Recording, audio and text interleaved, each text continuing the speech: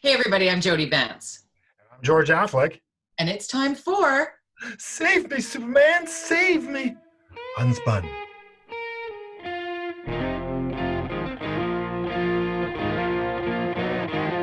know what that is! Superman, where are you? Super... Save me! Oh, I get it. Deadpool. Deadpool, the premier, calling on superheroes to save him. Okay. Interesting. I mean, it's him and his dad's style of leadership, so he was, yesterday he did a press conference on the whole COVID thing and about the young people, and he's calling out all these celebrities. Most of them have been, seems like a lot of them are superheroes, and asking them to use their social feeds to push out the agenda of get young people taking this more seriously. So interesting approach. He always comes across as such a dad. He's such a dad. You can find my number on the internet. Interwebs. No, you know what? I like it though. What John Horgan is very adept at doing is having that little bit of sort of innocent, bumbling bit to what he's doing that does capture. It is the soundbite that everybody takes, and it did get everybody, adding Ryan Reynolds and at Seth Rogen. I'm wondering though, in an unspun way, if that isn't the right path necessarily to go to those big name stars, why not create a group of local influencers? Like go to the media, the journalism school student, go to the broadcast media students who are of that sort of 20-something, early 20s age, who are engaged in TikTok, who know how to do the speak, create some fun content, pay them. Find some money. Actually give these kids a job to spread the word and not the virus or whatever it is. He's got to stop coming up with the catchphrases though, because his urn is but it's like you trying to get young people to vote. It just doesn't work. You can try whatever cool, hip, fancy advertising, this and that. You still get the same people percentage voting. And so getting these younger people who are not taking this seriously is tough, and I think what he's trying to go for is their peers, which Ryan Reynolds is 40, I think, or right. The mean age, the average age of Seth Rogen and Ryan Reynolds is 41. Yeah, way too old. So, so that's your point, but I still think it's just I don't think you can. I mean, I just think you're just too cynical when you're in your early 20s to really take it too seriously, to take advice. My kids, hey, here's the 5 things you need to do so you'll be a millionaire, which I wish I had been told when I was 21. And they're like, hey, yeah, blah, blah, blah. All they hear is blah, blah, blah, blah, blah, blah, blah. What's crazy about advice? Just listen to me. Maybe I'm nuts, but at 15, when I made my first paycheck at Dairy Queen and my stepdad said, RRSP, 10%. You don't know what compound interest means right now, but you will. Are unusual. And I did, but I listened to him. So I'm telling people, tell your kids, use people as examples of 10%, and don't hang out with each other during this COVID. During COVID-19, like don't bring it home to your grandparents, please. We love them. We'd like them to live through this. Anyway, the numbers are astounding. I mean, it wasn't that long ago we were at 8. And now we're at 85. And as I just spent the last 3 hours on the air on CKNW filling in for Mike Smith, so I had the opportunity to speak with Health Minister Adrian Dix. I had 2 segments with Keith Baldry, who's following this file like no one is, frankly. Keith is just so all over it and working in the space. He's the legislative bureau chief. So that's Dr. Henry's office. That's Minister Dix's office. The premier's over there. And sort of getting that inside and the insight. And later today, if you're watching this right when it's published, is the new modeling. And remember those modeling numbers that came out, I think it was just before we went into phase 3, where Dr. Henry had those graphs that said, here we are at 20% of social contacts. Here we are at 40% of social contacts. Here we are at 65%. Here we are at 75%. And at 65 and 75, it started to go off the charts. The numbers went up, the death rate went up, and the doubling started. So trying to stay in that sweet spot, in that zone that Dr. Henry's constantly talking about, is where we're not right now. We're not in the sweet spot. We're not. We're not. I feel like the message coming from her is slightly different than the one coming from the premier. That he's a bit more hard ass. We'll find out today, I think, what she was saying about this next 2 weeks. It's been a while since she was like, this next 2 weeks really matters. Like if we don't 'Cause you dial look at all back. the numbers. You look at all the numbers. There's okay, one person died, sad, but the number of people in the hospital hasn't really increased.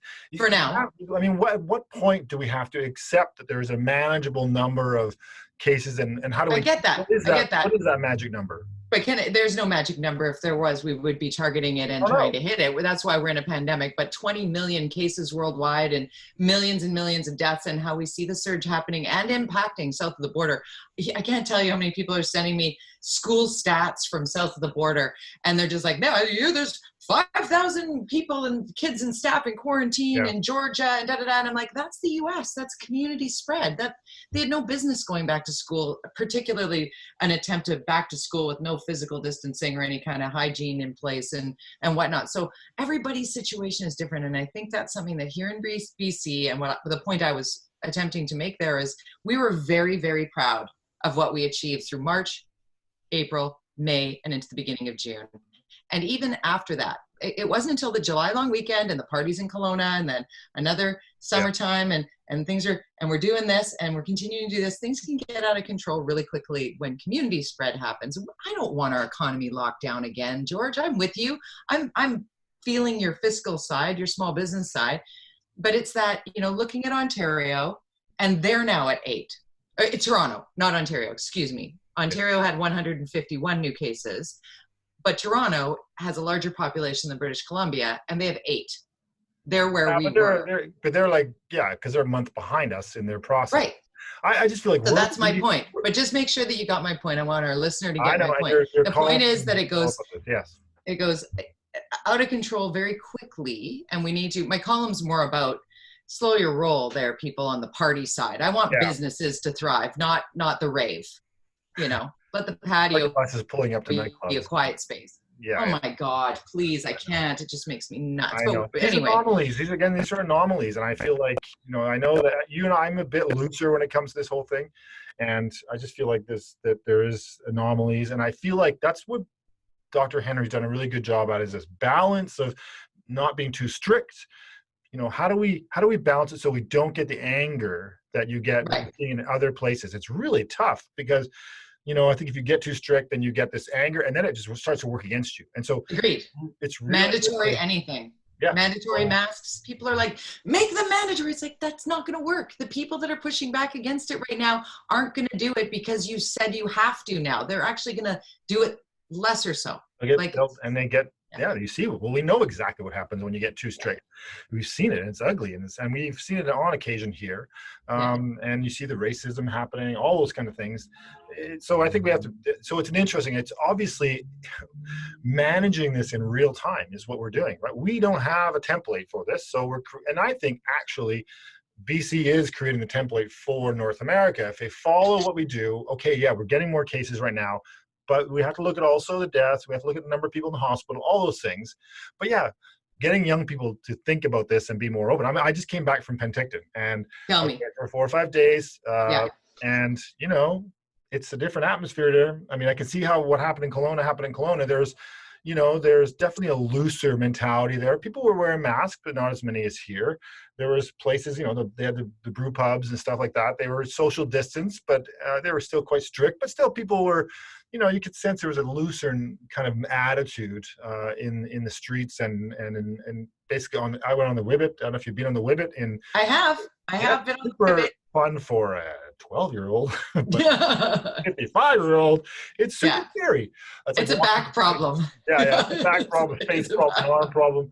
Pull the shoulder, but you get on there and they're telling all these kids, like 8 to 12-year-olds, okay, maybe 6 feet apart. And you're like, okay, dream on. I mean, it's impossible. Not happening. But so it's like one of these things. Like, okay, well, how far do we go? But I think, if we see significant increases in hospitals, we still have the convention center sitting there in Vancouver, ready to roll.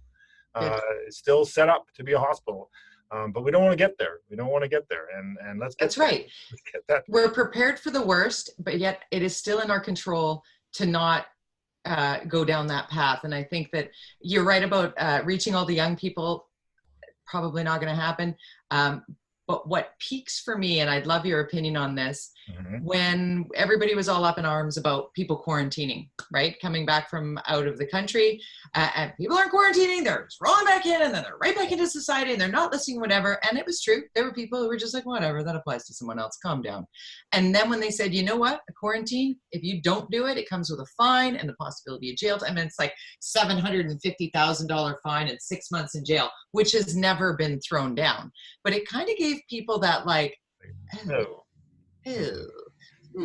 So maybe if there were some consequences to, like it was with Kelowna, right? The party boats and the houseboats and the Well, the party hotel letting them hotel, that party, they should be right? part But of that. They know the you rules. could only have 6 guests, and you had to, and it was on the person who rented the property that every guest was in compliance. It's like, oh, wait a minute. Yeah. Now there's a reason for that paper A party trail. bus pulling up to a nightclub. Why would you even do that? Okay, you're dumb enough to let that many people in your vehicle, I suppose, if they don't have masks on. And we know that transit now is making that mandatory. Party buses probably should as well. It doesn't make much of a party if you're all masked, because you don't usually get drunk in these things. But to take them to a nightclub as a group, I mean, come on. I mean, that is just irresponsible. And thank shut goodness that down. the club said, no, you cannot come in. Goodbye. Which I love, by the way. The bar manager, who's probably under a great deal of pressure to keep things going for the people who are trying Probably to keep that 20s. business going. Yeah, well, he looked to be probably in his early 30s, but Okay. he was just like, no, I'm not putting everybody on our staff at risk when you've got to be 6 people max at a table with distancing in your own bubble, one at a time to the bathroom, nobody at the bar, no one on the dance floor. Like, we're all getting these rules. We get them. And one of the young people who was on that party bus, I saw him interviewed on the news saying, we were following orders. It's like, were you though? Were you? And that's where my column comes into play. Your bubble was a party bus? Come on. I mean, that's where my column comes into play, is there are people, and not just young people. I know people in their 50s who really in their own mind think that their bubble is tight.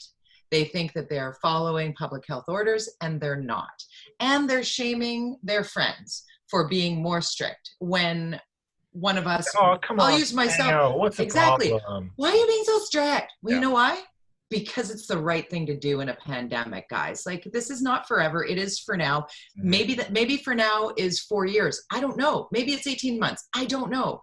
But I want to do my best for my family and for my bubble. And if I choose that path, don't shame me. Don't eye roll me, right? And on the other side of it, I don't want to cop when I'm walking to and from somewhere and I see a bunch of, clearly not social distancing people in a backyard. I don't want to be like, hey, what are your kids doing over there? So I'd like somewhere to call. I'd like some action that can be taken. I don't want to be a Karen. I'm not a Karen. No. I'm a Jody, which is next level. Anyway, I digress. Let's talk a little bit about school. Both of us have to go back to school with our kids. How are you feeling? Well, I was confused, to be honest, this week. I was like, okay, because obviously, we have kids, and it's been challenging as a parent with kids and work and all those things and homeschooling and, whatever. So they announced that they were going to delay, and you and I talked about this last week, and we're like, what the hell is going on? And now they're saying they're going to delay it. And so I'm like, what? And now apparently it's only 2 days. So I was confused. Yeah, it was, okay, let's go through the timeline. You were covering this in real time, and I'm just getting like the pieces of this going, what? Yeah, it's really quite something. Okay, so first it was the announcement, back to school, all in class, everybody, all grades, September 10th, right? Threw a big curveball to the BCTF. That was not what they were expecting they call it stage 2, because phase 3 is what we're in a pandemic, and the education system works backwards. Go figure. Works backwards. And so phase 2 is supposed to look like a hybrid in high school. That wasn't the case. Then we went into the cohorts and the groups, and it's 120 in a cohort in high school, 60 in elementary school, and that will keep sort of the bubble to contact trace within schools. BCTF, not happy with that. There's the petition, thousands and thousands, tens of thousands of signatures, and then the announcement from Education Minister Rob Fleming in the legislature. I just happened to be scrolling by on my Twitter and saw him speaking live and went, what's that? And listen, he's like, we are going to delay the start of school to ensure that teachers have the time to be properly trained and prepared on a return, because teachers come back to school on that first day of school. That's their first payday as part of the union. They don't get paid to come in a week early. They get paid coming to school on the first day of school.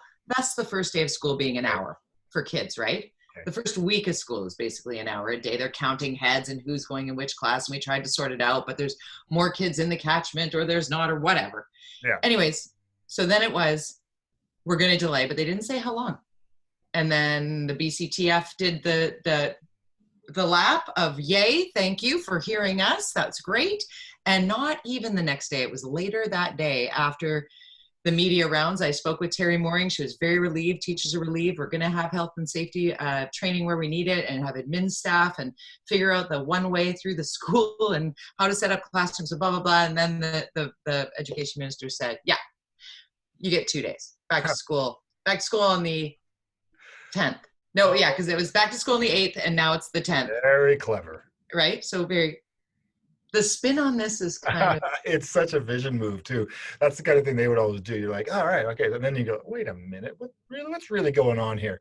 You know, to take the same kind of communications people that they have at the NDP as they had in Vancouver for a long time. A lot of the same people. Where's my glass? That is strategic. That is 100% strategic. So like, it's 43. New level. Well, 42 now, right? Because 42. No, we're missing the head. This is the provincial level. Yeah. Oh boy. Dude, it is something, but obviously I'm relieved of this now, because okay, 2 days I can live, but a month or a month and a half, you're killing me here. Like, but we have to be prepared for that, though. But if things get worse, we have to talk about that. But exactly, based on Dr. Bonnie's said, you can go back. Let's take her advice. And when they said they were going to delay, I'm like, what? Yeah. Jason Tetro, who's a scientist, super awesome science show podcast guy, he's written 2 books, The Germ File and The Germ Code. Like, dude is a scientist. Yeah. And today he was saying where we are in this pandemic is we've had like the accident that blew out our knee back in March, and we've kind of gone through rehab, and we've been on crutches, and we had the walker going, and now we're being asked to let go of the walker and take some steps. And It feels scary, and we're worried that we might go down again. And that's normal. Absolutely. It's normal, but you have to take those steps. And kids are willing to wear the mask. My son, my 12-year-old, he's totally cool wearing it all the time. He thinks it's kind of cool. He's got this blue one. It looks like kind of like a superhero. So he doesn't even question the concept of wearing a mask. He's like, okay, yeah, that's what I do now. That's what Keith Baldry also said, very similar to that. It's going to be, you won't need to instruct kids in high school to wear their masks, because it's the cool thing to do. It's the right thing to do. And kids are resilient, and they're very smart. Speaking of wearing masks, a Vancouver City Councillor getting some heat for not wearing one at an event. Sarah Kirby-Young was photographed at some event, the Business Improvement Association, I think the downtown one. I can't remember which one it was. And the Vancouver's Awesome posted a thing saying, oh, look at this, leading by example. She's not wearing a mask, and she's not 6 feet away from the other person on the stage, and lead by example, Sarah. It was a bit of a cheap shot in some ways, but you're a public figure. I less so much, not so much, but a politician, has to lead by example. And so, while a bit of a cheap shot at Sarah, it's still, you know what, Sarah? Yeah, this is the world you live in now, and you're a public figure elected, and you need to lead by example. So you should be. I remember you saying. Then you should be 6 feet apart on somebody on the stage. You should, unless they're in your bubble, which I don't. Even though the picture is of her trying to do the elbow bump, and like you say, it's tough though. But you didn't have yourself photographed with a glass of wine of any kind or a beer in your hand as a city councilor. I remember you saying that. You were like the king of like. Yeah, slide it behind your back. You don't want that shot. It's tough. No. Now there's lots of photos, I'm sure, of me. In fact, I'm looking forward to have a picture of me on the beach with a glass of wine. When are we doing that? Let's do the podcast. Let's do the podcast. We'll live stream it on the orca.ca. We won't invite people to come down because we don't have time to do like the planning and stuff. We're gonna just do it, and we're maybe welcome people to do it in their own way, in their own public space, a beach or a park, preferably. Don't get me started. Can we talk about the mayor? Yes. As well. Yeah. What is going on? I feel like this story is amazing at the cynicism around it. so soon into his term. And you and I talked about this when you were filling in on CKNW, but you just set it up. This is the Chinese diplomat thing, right? Yeah, I don't really get what happened here. Basically, there is a diplomat who had a meeting with Kennedy-Stewart and last month, and it has come to light. And he was asked about what was said in that meeting, and he basically, and I'm paraphrasing, but he basically said, "None of your business." It's 100% our business. I don't understand how you can think that meeting at this time on Earth, in this very, very sensitive time with not only the COVID, but also the whole relationship with China and the diplomatic relationship with China right now, very tense. What the hell are you talking to the diplomat about that you don't want to tell us about? I mean, seriously, all he had to say was, yeah, we're just talking about, the fact Policy, that there's 300,000 ideas. Hong Kong people moving to Canada because China's cracking down on everything. And hey, how's that going? It's like, I don't know, to not say anything. Just in his last press conference, I think it was, where he got all uppity with the media. He's getting already 2 years in. Gregor got it like this in his last couple of years of 10-year terms or 10 years in office. This guy's only been here for less than 2 years, and he's already become so cynical to media. And like they're trying to get him. I tried to get him. I tried to get him in terms of have him come on the show and talk through some questions about the city of Vancouver. Not even about that in particular. It was more about the housing piece. Because he's, in quotes in Dan Fumano's column, I'm backtracking here, but Rebecca Bly came on the show today to talk about a vote that just went down, 6-5 vote about loosening up the ability for already zoned 4-story buildings. I'm paraphrasing, you know the story better than I do, adding 2 floors on commercial zones on streets to have some more rental units there. So I had Rebecca Bly on to talk it through, and she brought up numerous really salient points that weren't zoning is always complex and very complex. But reading the column from Dan Fumano, got to give him credit. The mayor is quoted in there saying how frustrated he is, and he was like, "We have to vote on this tonight. I don't care if it's 10 o'clock at night. We need to build more homes." And in getting more information from Sarah was like, well, that would displace people who are already living in some of those buildings to build those homes that would then take 3 or 4 years to. And so there's more to this picture than just that quote from the mayor. And I was hoping to speak with the mayor about it, but he's too busy. Yeah, I mean, I don't 100% agree with Rebecca on that point, where there is a rule within the city that you have to find new homes for people if you're displacing them, if you're developing a new building. So it's required. Right. So it's not 100% true. What's true, though, and what I would say that Adrian Carr might have had and the Green Party had, which was something that, she and I talked a lot about when I was there with her, was process. What's the process for this decision to seriously upzone a big chunk of our city without any problem? But she's actually not 100% correct, and I think she voted against the policy that we developed before we left, and I can't remember how I voted actually, which was basically permitting this, and it was a public process and the strategy for this. And it goes back to my argument. Okay, you guys on council, if you don't like the policies that the previous council put in place, and believe me, there's a bunch that I don't like. Right, change them. Change the policy. But if it checks the boxes, move along. This rule was a policy and a decision that was made by the previous council. Not that you can be fettered by a previous council, but it's in our policy framework as a city. So therefore permissible to say we had a public process. Here it is. Yeah. So it's one of those weird ones again, and I think that it's very challenging. I think one of the other numbers that came out this week related to that article was some data. I think it was in that report. It was 57% of new residential units in our city. Yeah. Residential floor area in the city since 2010, so until 2019, has been in single-family homes. And this 57%, George. I mean, 43% was in multiple family homes. So this is quite shocking, I think, to a lot of people, but not surprising to me, because it's still, and this is why this is so frustrating with this council, they still have not dealt with the bureaucracy and the slowness of city. It's easier to tear down a Vancouver special and put up another single-family home in southeast Vancouver, where you likely could easily put a fourplex on that site, and nobody in the neighborhood would complain. They'd love it. it's easier to put another single family home that's a monster home on a lot, and because it's so slow to get anything done, and we see that with this council. They can't even make decisions about, 3-story, 4-story, 5-story walk-ups. Come on, like seriously. Come on. And that's what we need to build. Wood framed, get them built. You can buy these things and pre-built and build these things now. You can build these things in less than a year. We brought up, I thank you for your tutelage on this one, because when speaking with Rebecca, with Councillor Bly, I did bring up city land, and she goes, you know what?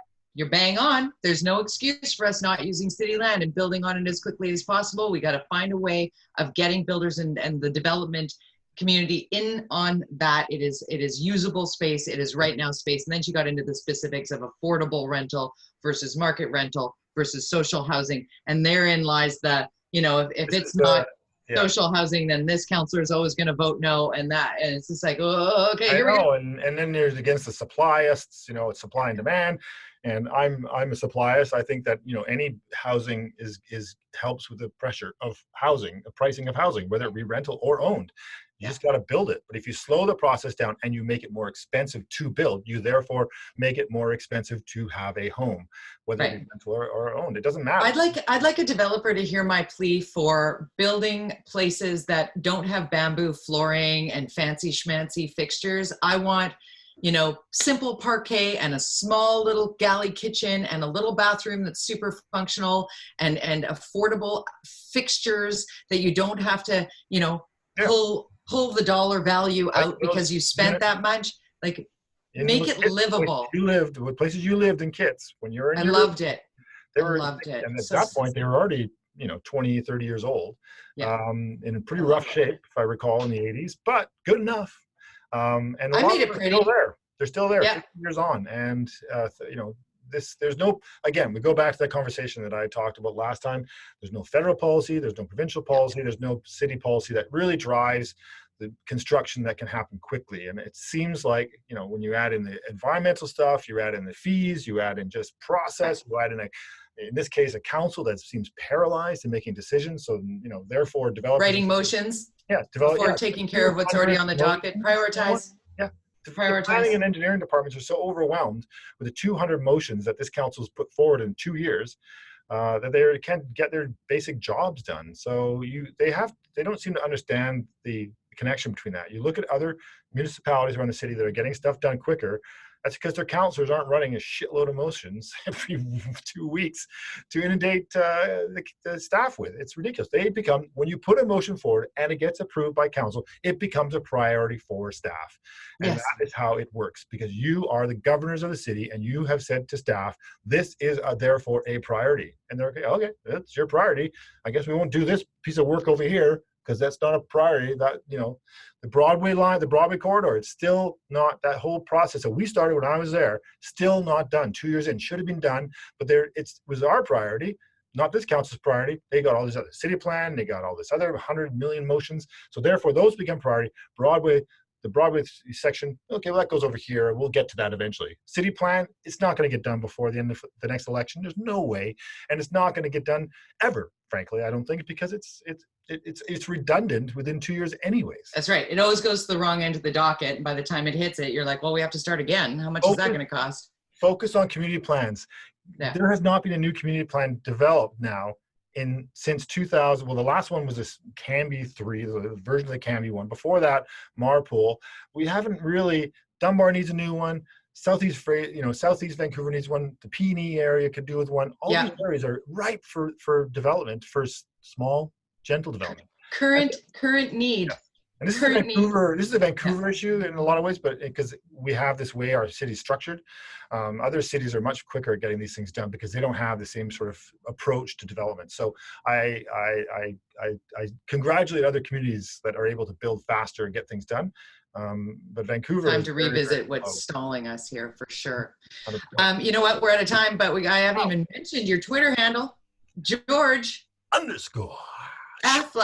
I'm at Jody Vance, at UnSpun Podcast. You can read my column at theorca.ca and certainly tune in. Share this podcast with your friends. Get engaged on local issues. And certainly when they come from George and Jody, you get the perspective of ours, not the spin here on the UnSpun Podcast. So there you go.